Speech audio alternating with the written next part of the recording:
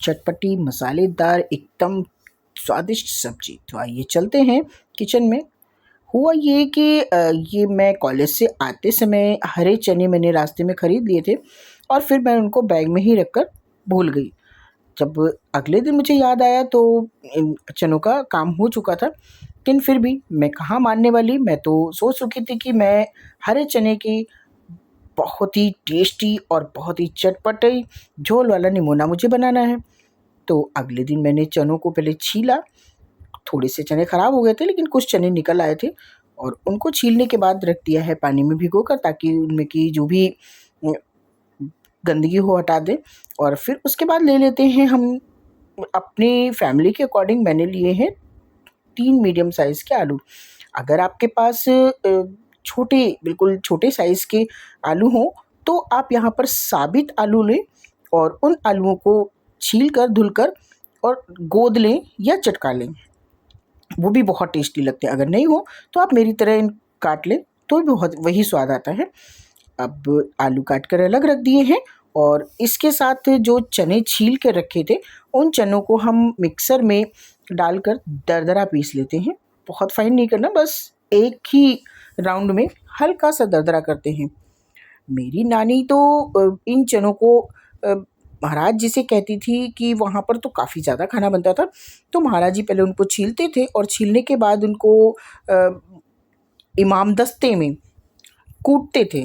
वो कुटनी से कूट कर बनाते थे, बहुत स्वाद सब्ज़ी बनती थी। चलिए चने का दरदरा पेस्ट बन गया है। उसके साथ अब ले लेते हैं 5 से 6 कली लहसुन की और लगभग 4 से 5 हरी मिर्च आप अपने अकॉर्डिंग कम ज़्यादा कर सकते हैं, और लगभग 1 से 1.5 इंच अदरक का टुकड़ा, और इससे ज़्यादा अब नहीं सब मसाले लगेंगे। और एक ले लेते हैं बड़ा सा प्याज। अगर आप प्याज लहसुन नहीं खाते हैं तो प्याज लहसुन स्किप करके आप यहाँ पर केवल हरी मिर्च और अदरक डाल सकते हैं। और इसको हम बढ़िया सा पीस लेते हैं, पेस्ट बना लेते हैं।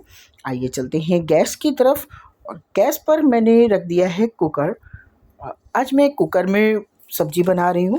हालांकि ये सब्ज़ी जो झोल वाली हरे चने की झोल वाला निमोना बनता है वो लोहे की या मिट्टी की कढ़ाई में बनता है, और मेरी नानी के यहाँ तो पीतल के पतीले में बनता था।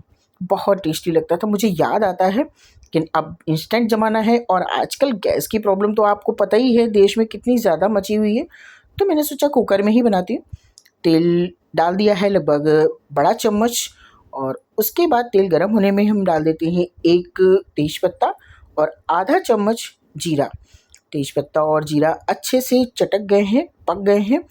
अब जो प्याज पीस के रखा है, जो प्याज का पेस्ट बनाया है, उस पेस्ट को हम ऐड कर देते हैं तेल में। यहाँ पर मैं पानी का यूज़ बहुत कम कर रही हूँ ताकि मसाले को भूनने में बहुत ज़्यादा देर ना लगे। सूखा ही प्याज का पेस्ट हम इसमें तेल में ऐड कर देते हैं, गरम तड़के में। जो गरम तड़का बना के रखा है जीरा और तेज़पत्ते का।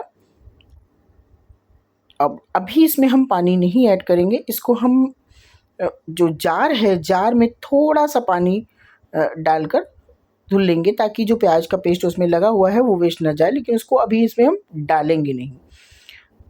देखिए चला देते हैं, क्योंकि तेल काफ़ी गर्म हो गया था और प्याज का पेस्ट अच्छे से पक रहा है। इसको बहुत ज़्यादा मतलब मुझे कलर नहीं चेंज करना है, बस हल्का सा 1 या 2 बार उसको अच्छे से चला देना है, ताकि तड़के में प्याज का जो एक कच्चापन है वो हल्के से दूर हो जाए। बहुत ज़्यादा नहीं अभी भूनना है, क्योंकि आगे इसमें सारा खेल भूनने का ही है, इसलिए प्याज को अभी बहुत ज़्यादा नहीं भूनेंगे, नहीं तो ज़्यादा प्याज भुनने से थोड़ा सा कड़वापन आ जाता है। और अब इसके साथ साथ इसमें ऐड कर देते हैं 1 चम्मच हल्दी पाउडर 1 चम्मच ऐड कर देंगे, और इसके साथ साथ ले लेते हैं धनिया पाउडर थोड़ा सा हम ज़्यादा ही यूज़ करेंगे। 2 चम्मच मैंने लिया है यहाँ पर धनिया पाउडर, क्योंकि इसमें धनिया पाउडर का टेस्ट बहुत अच्छा आता है। अगर आप चाहें तो 1 ही चम्मच लें, मुझे बहुत अच्छा लगता है इसलिए मैंने 2 चम्मच धनिया पाउडर ऐड कर दिया है। और अब जो जार में पानी डाल के रखा था, यानी जो प्याज पीसा था तो उसमें जो जार में लगा हुआ है उस जार के पानी का अब इस्तेमाल हम करेंगे। एक बार ये हल्दी और धनिया को प्याज के साथ अच्छे से चला देते हैं, इसे मिक्स कर देंगे और मिक्स करने के बाद अब हम डाल देंगे जो जार में पानी है, उस पानी को ऐड कर देंगे ताकि जो मसाले हैं वो हल्दी और जो धनिया है वो अच्छे से भुन भी जाए और जले भी ना। तो अब हम थोड़ा सा पानी ऐड कर दिया है मैंने और इसको हम अब मसाले को अच्छे से चलाते हुए लो टू मीडियम फ्लेम पर भूनेंगे। इसको हम बहुत तेज़ आंच पे नहीं भूनेंगे क्योंकि मसाले में हमें क्रिएट करना है एक सोंधापन सा। यहाँ पर मसाले को भूनना ही नहीं है, भूनने का मतलब ये है कि उस मसाले को प्याज और मसाले जो ऐड किए हैं उनके एक भीनी भीनी सी खुशबू आने लगे, एक सोंधापन सा आने लगे। जल्दबाजी बिल्कुल नहीं करेंगे, बहुत आराम से गैस की फ्लेम को लो टू मीडियम रखेंगे और हल्का सा भुन जाने के बाद मैंने इसमें ऐड कर दिया है 1 चम्मच लाल मिर्च पाउडर। मिर्च आप अपने हिसाब से करें क्योंकि हरी मिर्च ऑलरेडी पहले से पीस चुके हैं, लेकिन थोड़ा सा लाल मिर्च पड़ जाने से इसका कलर भी अच्छा हो जाता है और थोड़ा सा टेस्ट चेंज हो जाता है। तो लाल मिर्च का पाउडर ऐड करने के साथ साथ अब हम इसको बिल्कुल लो टू मीडियम फ्लेम पर मसाले को अच्छे से भूनेंगे। तब तक भूनेंगे जब तक कि इसमें से एक बढ़िया सी खुशबू ना आ जाए, एक अरोमा आने लगता है। मुझे बहुत अच्छे से याद है जब मैं अपनी नानी के घर जाती थी तो महाराज जी जब खाना बना रहे होते थे तो मेरी नानी अपने रूम से एक बार बाहर आकर ज़रूर चेक करती थी कि मसाले की खुशबू आ रही है या नहीं। अगर मसाले की खुशबू नहीं आई है तो नानी ज़रूर कह देती थी कि महाराज जी आज सब्ज़ी सौंधी नहीं बनेगी। तो महाराज जी समझ जाते थे कि आज कुछ मुझसे गड़बड़ हुआ है, तो इसलिए वो पहले ही पूछ लेते थे मालकिन खुशबू आई कि नहीं। तो सारा खेल तो होता है मसाले में एक सोंधापन का, एक भीनी भीनी सी खुशबू का। तो हमें मसालों को इतना सौते करना है कि जले भी ना, मतलब जलने के बाद फिर उनमें तो कड़वापन आ जाएगा, सोंधापन नहीं आएगा, जले भी ना और बढ़िया सा एक फ्लेवर आ जाए, अरोमा आ जाए। तो इसके लिए हमें गैस की फ्लेम को बिल्कुल लो टू मीडियम रखना है और चला चला कर इस मसाले को आपने देखा है कि मैंने बहुत ज़्यादा मसाले नहीं यूज़ किए हैं, बस नॉर्मल से कॉमन से मसाले यूज़ किए हैं, लेकिन इनका बहुत ही अच्छा फ्लेवर आने वाला है।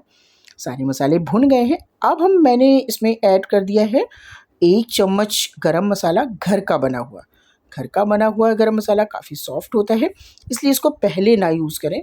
अब इसके अच्छे फ्लेवर के लिए बिल्कुल मसाला भुन जाने के बाद, तैयार होने के बाद हम इसमें ऐड करेंगे और उसके साथ साथ जो चने का दरदरा पेस्ट बना कर रखा था, यानी चने को जो दरदरा कूटा था, उन चनों को हम इसमें ऐड कर देते हैं। ये मैंने लिए थे 250 ग्राम चने और 250 ग्राम चने कुछ ख़राब निकल गए और छीलने के बाद छिलके निकल गए, तो लगभग क्वांटिटी में ये हमारे पास बचे होंगे 100 से 150 ग्राम चने का पेस्ट है। आप अपने अकॉर्डिंग जैसा आप बनाना चाहें, जितनी सब्ज़ी बनाना चाहें उस हिसाब से एडजस्ट कर लें। और अब इस जो चने के पेस्ट है उसे भी मसालों में हम बिल्कुल लो टू मीडियम फ्लेम पर हल्के हाथों से चलाते हुए बढ़िया सा भूनेंगे। जब और तब तक भूनेंगे जब तक मसालों के साथ चने का अपना एक बढ़िया सा फ्लेवर भी क्रिएट हो जाए और इनके अंदर एक बाइंडिंग एजेंट क्रिएट हो जाए। यानी अभी देख रहे होंगे आप मसाले में चने बिल्कुल अलग अलग से लग रहे हैं, मसाला अलग लग रहा है, चना अलग लग रहा है, लेकिन जब हम इनको भूनेंगे, चला चला कर भूनते रहेंगे हल्की आंच पे, तो ये धीरे धीरे करके आप देखेंगे बिल्कुल आपस में बाइंड हो जाएंगे। इनके अंदर एक बाइंडिंग एजेंट क्रिएट हो जाता है और ये मसाले और चने का पेस्ट आपस में बहुत अच्छे से मिक्स हो जाता है और एक बहुत अच्छी सी खुशबू आने लगती है, जिसको सोंधापन बोलते हैं, वो खुशबू आने लगती है। और सारा खेल यहाँ पर सब्जियों के सोंधेपन का ही होता है। सब्जियाँ तो सभी लोग बनाते हैं, लेकिन एक जल्दबाजी में बनी हुई सब्जी होती है, उसमें एक हल्का सा फीकापन सा होता है, वो स्वाद नहीं आता है। आप एक बार चाहे कभी ट्राई करके देखें, जल्दबाजी में कम भूनकर सब्ज़ी बनाकर देखें और आराम से अच्छे से सब्ज़ी को भूनकर बहुत अच्छी सी खुशबू क्रिएट होने तक भूनकर बनाकर देखें, तो आप खुद समझ जाएंगे कि दोनों सब्जियों में क्या फ़र्क है। बताने से नहीं, आप ट्राई करके देखें, तब आपको पता चलेगा।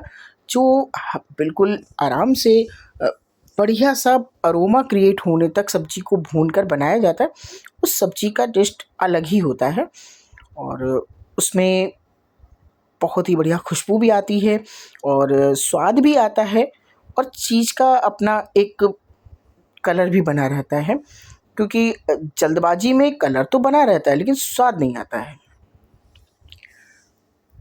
आप देखिए, इस तरीके से चलाते चलाते चने का पेस्ट और मसाले आपस में बहुत अच्छे से बाइंड हो गए हैं।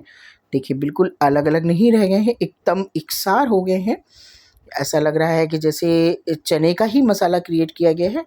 आपने देखा होगा, गिरा है तो मसाले और चने सब एक साथ गिरे हैं। अब ये हमारा जो मसाला है वो तैयार हो चुका है लगभग, इसमें कोई भी कमी नहीं बची है। अब हम जो आलू काट कर रखे हैं उनको पानी से निकाल कर इन आलूओं को इस मसाले में यानी चने के पेस्ट में और मसालों में ऐड कर देंगे। और अगर साबित आलू आप डाल रहे हो तो अगर एक बार उन आलूओं को गोदने के बाद हल्का सा फ्राई करने और उसके बाद डालें तो सब उसका स्वाद और भी ज़्यादा बड़ा अच्छा हो जाता है, बढ़ जाता है। लेकिन मैंने ये काट के डाले हैं इसलिए मैंने अब ऐसे ही ऐड कर दिए हैं, क्योंकि गैस को बहुत ज़्यादा नहीं यूज़ करना है, कम खर्च करना है, इसलिए तलने की कोशिश नहीं की, बस ऐसे ही डायरेक्ट डाल दिया है।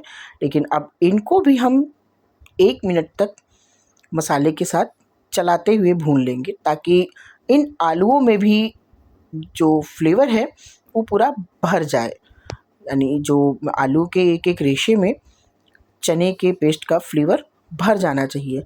अब आप अगर सोचेंगे कि भाई हम इसको पकाएंगे तो आलू में फ्लेवर तो आ ही जाएगा, नहीं, ऐसा नहीं होता है।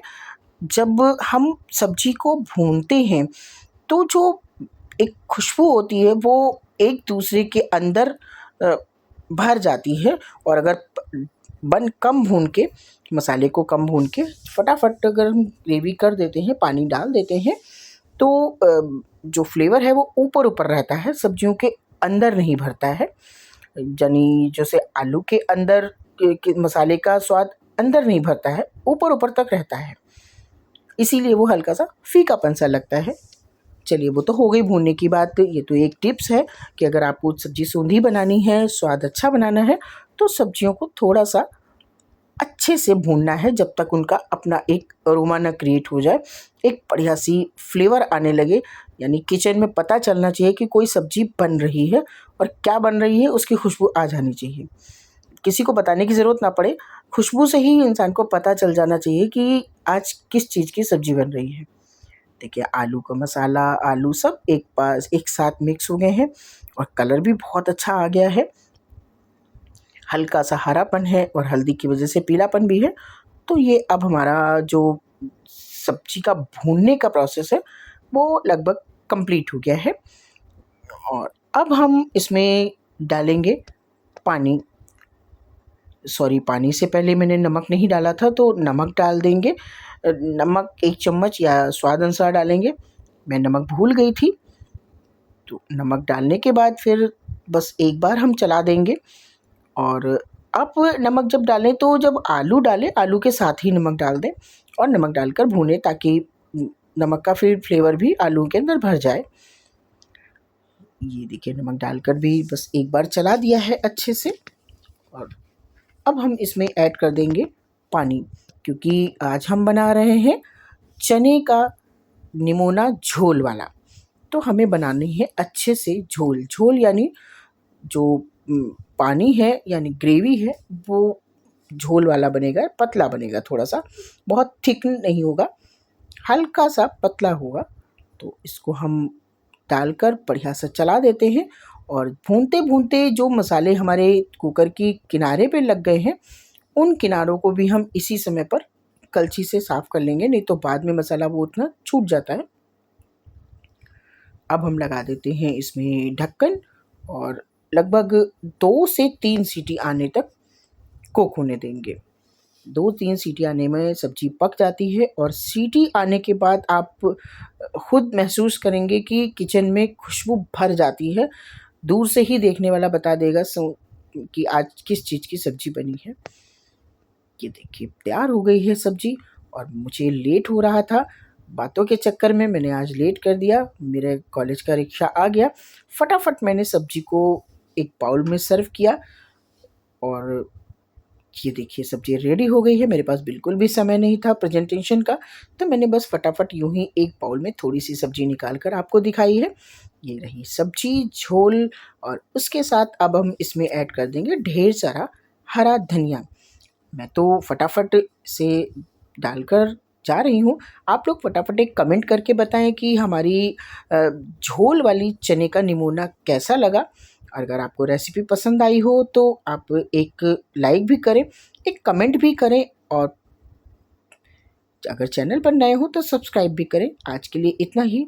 मैं तो चली कॉलेज। राधे राधे।